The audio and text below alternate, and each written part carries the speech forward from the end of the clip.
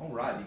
So today, the question will be, are you a manager or are you a leader? And you're probably thinking, what's the difference? Well, I'm about to tell you. But before I do, I want to give a shout out to the book that influenced this idea, and that's the 360 Degree Leadership by John Maxwell. When I find my copy of the book somewhere in my boxes over there, I'm going to reread it and give you guys an overview of the entire book. But until then, let's talk about the difference between managers and leaders. So, what's the difference? Well, the thing with managers is that managers deal with systems and not people.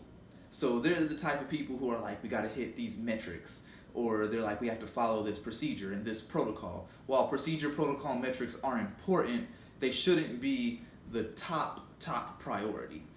Those should be secondary to what leadership is, which is dealing with people.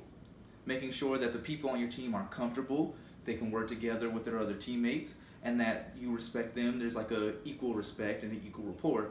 Because if not, there's no way your team is going to hit your management metrics, because they won't be on the same page. They won't see the vision. They won't understand why they're working, 40 plus hours a week to get these arbitrary numbers that are just, thrown upon them from people they've never met.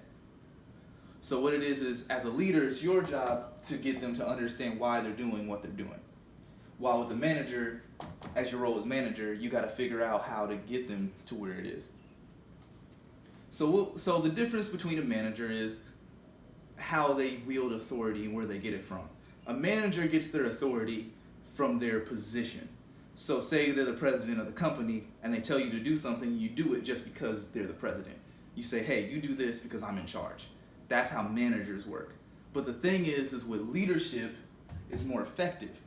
Because with a manager, you always have to keep exerting your authority to get people to do stuff. But with leadership, their authority, their power, or whatnot, comes from influence instead of position. So what that means is that people follow the leader because they choose to, not because they have to.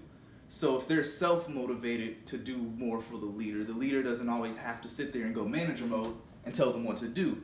They already know because they believe in the vision and they understand. And so what it is a leader does is clarifies that vision, clarifies the procedures, clarifies all that crazy mumbo jumbo manager talk, corporate talk that comes down into more accessible means, relating it to their motivations or their personal life and things like that. So yeah, although anyone can be a manager, to be a good manager, you have to be a leader. So what I say is that before you become a manager and learn all your manager skills, make sure your leadership core is solid, and then you build your management skills around your leadership core. And that'll make everything feel more humanized rather than procedural. But that's just, my theory. I hope this information helped. Tell me what you think down below.